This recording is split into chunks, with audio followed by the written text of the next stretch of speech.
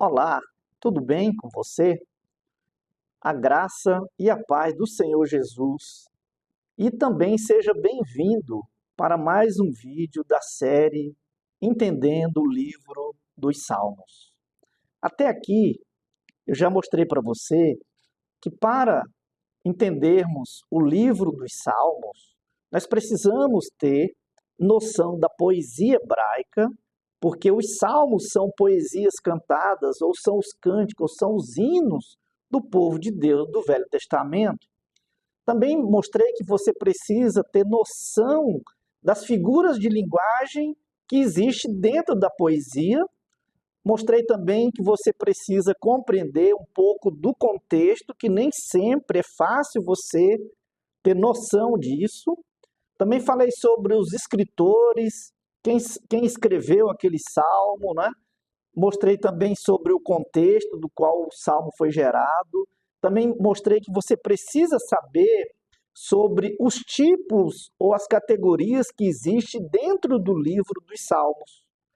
Quanto às categorias e ao tipo de salmos, nós já vimos sobre os salmos da história da redenção, nós já vimos sobre os salmos de Sião, também já vimos sobre os salmos de lamento, e no nosso último vídeo a gente viu sobre os salmos imprecatórios. No vídeo de hoje, eu quero trabalhar com você sobre os salmos que são chamados de salmos didáticos.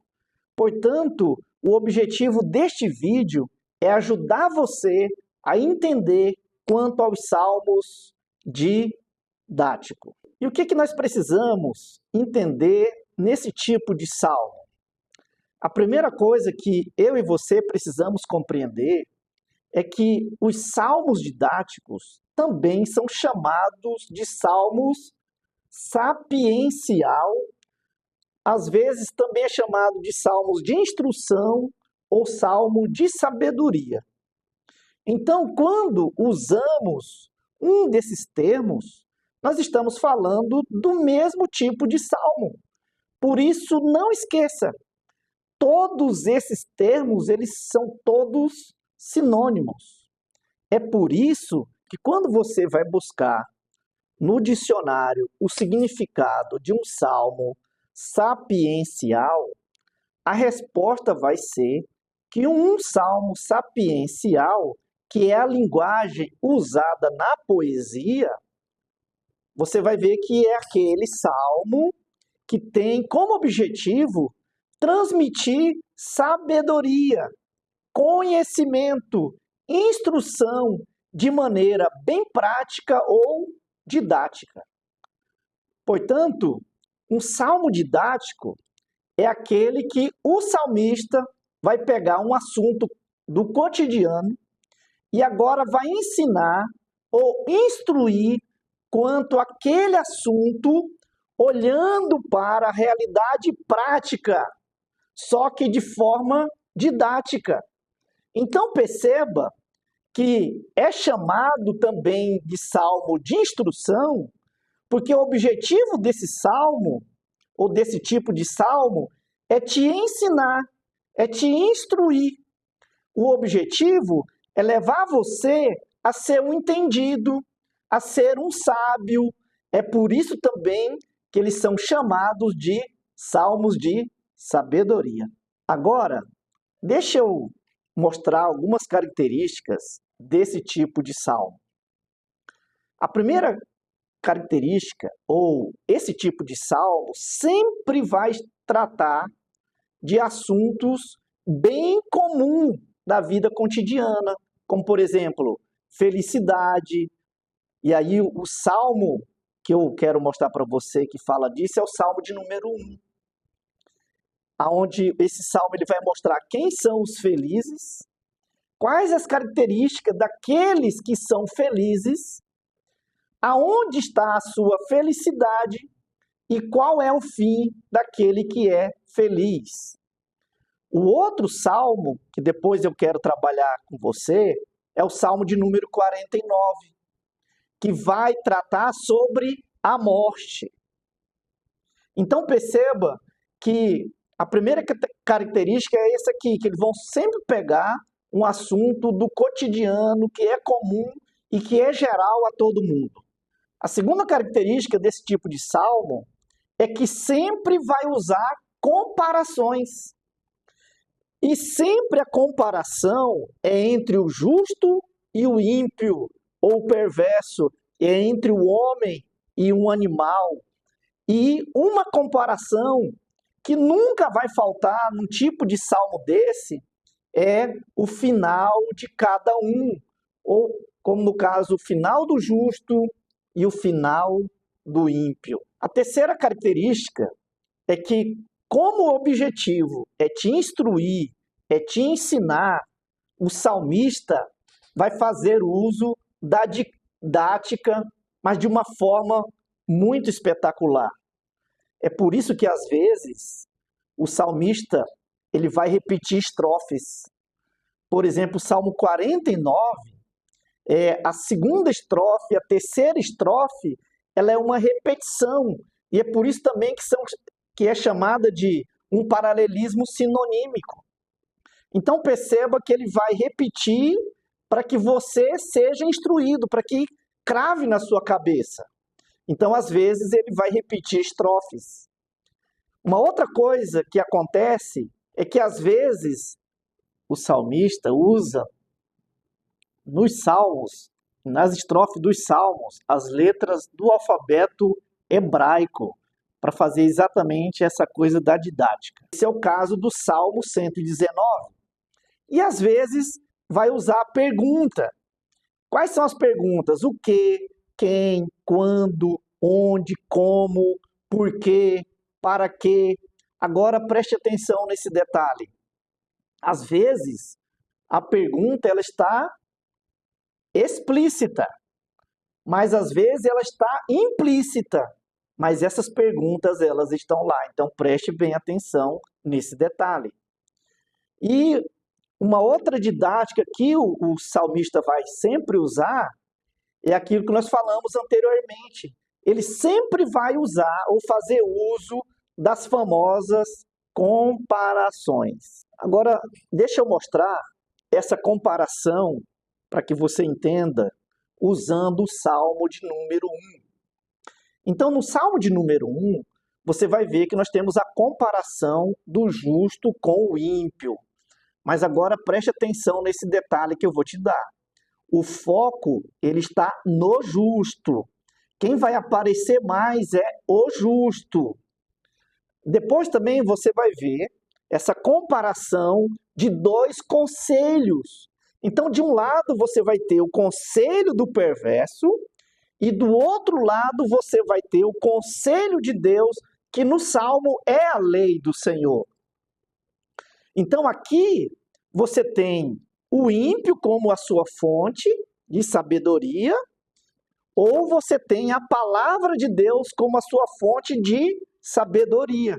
Ou seja, ou você vai seguir a estratégia, o plano, o desígnio, a ideia de Deus ou do ímpio. Uma outra comparação que o Salmo faz é o justo sendo comparado com a árvore e o ímpio sendo comparado com a palha. Temos ainda a comparação do caminho do justo e o caminho do ímpio. E olha agora o final, que sempre vai aparecer, como eu já disse lá atrás. Os justos, eles vão estar congregados. E agora o ímpio, ele não tem direito de estar entre o povo de Deus, porque eles serão excluídos da presença desse Deus. Para que você tenha ainda uma melhor compreensão, deixa eu fazer essa comparação agora do final do ímpio com o justo, usando o Salmo 49, que logo mais a gente vai trabalhar um pouquinho sobre ele. O Salmo 49, o salmista faz uma comparação entre aqueles que confiam no Senhor e aqueles que confiam nas suas riquezas em relação à morte. E a comparação é: os que confiam em suas riquezas e glória irão perecer, irão morar no mundo dos mortos. Mas os que confiam no Senhor serão redimidos e morarão com o Senhor. Então, para que fique bem mais claro para você de um salmo didático, eu vou fazer um resumo aqui do salmo de número 49, como eu prometi para que você entenda melhor um salmo didático. Então, vamos lá. O resumo é esse aqui, ó. Então, lembre daquelas dicas que eu já te dei lá no começo, que você precisa saber, por exemplo, o tipo de salmo. E aí nós temos aqui o que é o salmo de número 49, ele é um salmo didático, ou ele é um salmo de instrução, ou ele é um salmo de sabedoria, ou ele é um salmo sapiencial, como eu falei para você, que é a mesma coisa. A segunda informação aqui é quanto à autoria. Só que a autoria desse salmo de número 49, ela é incerta ou ela é duvidosa. Só que aí agora você pode fazer uma pergunta. Não, duvidosa por quê? Se aqui no salmo eu estou vendo que é um salmo dos filhos de Corá. Então a dúvida está justamente aqui, meu querido. Olha, a frase dos filhos de Corá pode ser traduzida também como aos filhos de Corá ou para os filhos de Corá. Então, a dúvida é um salmo que os filhos de Corá compuseram e entregaram ao mestre de canto deles, ou foi alguém que compôs esse hino e entregou para o mestre do canto dos filhos de Corá.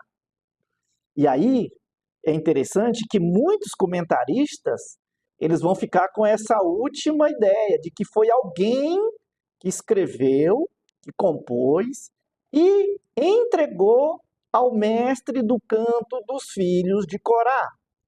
Por que que eles têm essa dúvida? Quem que escreveu, como escreveu, né? E aí alguns vão até sugerir o próprio Salomão, por causa exatamente disso, que ele é um salmo de sabedoria e porque também nós encontramos neste salmo uma linguagem muito parecida com Eclesiastes e com Provérbios.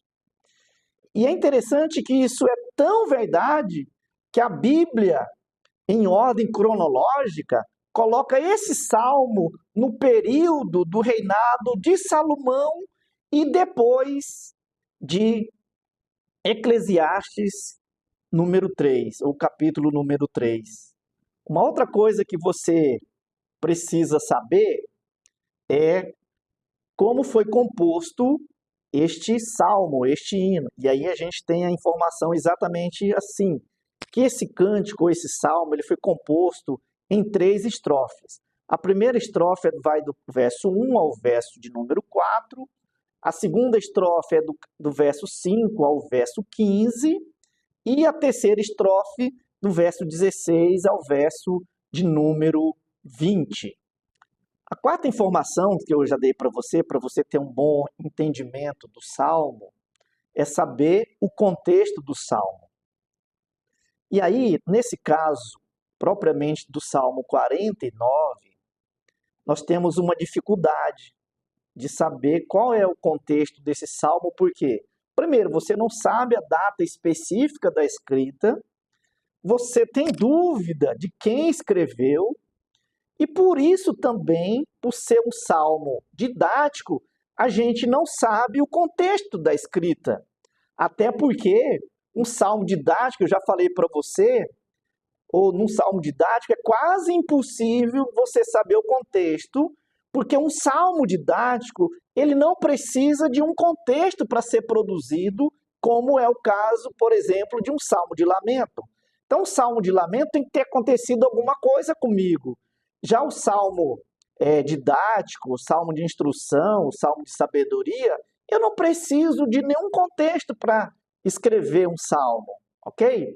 Então, o que sabemos, olhando para o próprio salmo, é que o cântico ele vai falar de opressão daqueles que confiam em suas riquezas em relação àqueles que confiam no Senhor.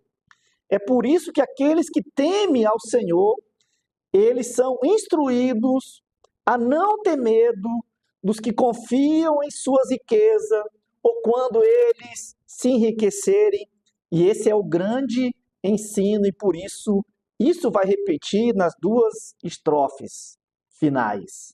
Portanto, o que sabemos do cântico é que o mesmo, ele é um convite a todos os povos, a todos os moradores da terra, a todas as pessoas e em todos os lugares e de todos os níveis sociais, para que eles ouçam a instrução, para que eles entendam que a riqueza não é nada diante da realidade da morte.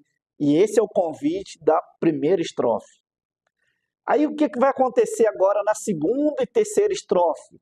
É uma repetição, que, como eu te falei, ele é um paralelismo sinonímico. Para quê? Para cravar na cabeça de quem vai ver o Salmo, ou mostrar para ele que o justo, e aí aqui é o grande detalhe, que o justo não pode e nem tem razão de temer quando os ricos opressores os cercam, ou quando os ricos os oprimem e lhes fazem injustiça. E nessas duas estrofes, ou é nessas duas estrofes que o salmista vai mostrar que as riquezas, elas não servem para nada diante da morte. Então, as riquezas, a sua glória, a sua fama, o seu poderio não vale de nada. Então, a grande instrução é que a riqueza não é nada diante da morte. Agora, preste bem atenção, porque vem a sapiência. Agora o salmista, diante da realidade da morte, olhando para as riquezas, de forma prática e didática, ele passa a ensinar dizendo, primeiro, as riquezas, elas não podem comprar a sua redenção ou a sua salvação. Segundo, as riquezas não podem comprar a eternidade e ela não pode impedir a sua morte. Terceiro, as riquezas, elas não podem resgatar nem você e nem ninguém da sepultura, mesmo que esse alguém seja o seu irmãozinho mais íntimo e o mais querido. E quarto, ele vai dizer exatamente isso, que todos vão morrer, sejam ricos ou pobres, homens ou animais, todos vão morrer. E é por isso, então, que ele vai dizer exatamente em quinto lugar que ninguém pode levar as suas riquezas consigo quando morrer, ou na morte, a riqueza deles ficarão para outros. Aí o verso 10 vai dizer isso. Quando morrerem, não vão levar nada consigo. O verso 17, que é uma nova repetição. Quando eles morrerem, a sua glória, a sua fama, o seu dinheiro não os acompanhará. Agora preste atenção naquilo que eu já venho mostrando em todos os salmos que nós já fizemos vídeos aqui. Que todo salmo, ele é teocêntrico. Eu disse para você, todo salmo é um salmo de louvor. Então lembre-se, todo cântico, ou todos os cânticos do saltério, tem o objetivo de apontar para o Senhor, de fazer o Senhor conhecido. E um salmo de sabedoria, querido, também é um salmo teocêntrico, porque na literatura sapiencial, a sabedoria está em Deus. Deus é a fonte da sabedoria. Deus é a própria sabedoria, ou a sabedoria é o próprio Deus. É por isso, então, que nesse salmo, o Senhor é apresentado, e aqui está a grande informação que eu sempre tenho falado para você, e a informação é como é que Deus é apresentado nesse salmo, como Deus é revelado neste salmo. E aí interessante que nesse salmo, o salmista apresenta Deus como o Criador, e a palavra aqui para Deus é o Elohim. Vai aparecer duas vezes, tanto no verso 7 como no verso 15, mostrando que Deus é apresentado aqui como o Criador de toda a terra. Em segundo lugar, Deus é apresentado no Salmo como aquele que redime a nossa alma da morte. E em terceiro lugar, o Salmo apresenta Deus como aquele que toma o justo para si na hora da morte, diz o verso de número 15.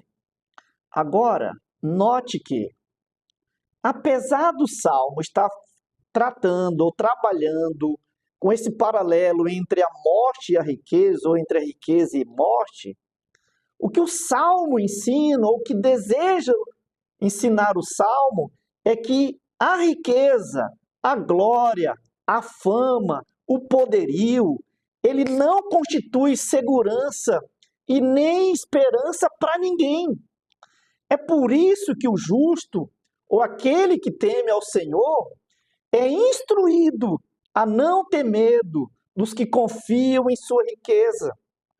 É por isso, então, que existe a repetição nas duas estrofes desse detalhe. Olha, vocês não podem temer, vocês não podem ficar com medo daqueles que se enriquecem ou daqueles que têm um poderio. Por quê? Porque a grande segurança e a esperança está no Senhor e não nas riquezas. Então perceba que aqui está o ensino central do Salmo. Por isso, não confie nas suas riquezas, na sua glória e nem no seu poderio. Essa é a atenção que o Salmo está chamando.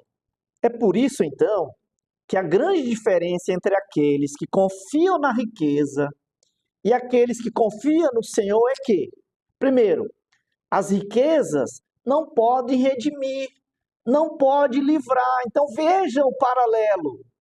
Só que agora o Senhor pode nos livrar e o Senhor pode nos redimir. Segundo, aqueles que confiam em suas riquezas, os ricos, eles morrem e vão para a cova, para a sepultura, para o mundo dos mortos. Olha mais uma vez o paralelo. Só que aqueles que confiam no Senhor, eles também morrem, mas Deus o toma ou os toma para si. Então não esqueça, querido, todo salmo é um salmo de louvor, mas todo salmo contém instrução de uma maneira bem didática. Eu espero ter ajudado você com essas informações importantes neste vídeo, porque se Deus assim nos permitir, nós vamos continuar trazendo mais informações sobre esta coleção de cânticos maravilhosos. Então, no próximo vídeo, eu quero ajudar você a entender o Salmo de número 119. Um forte abraço e que Deus te abençoe ricamente. Em nome de Jesus. Amém.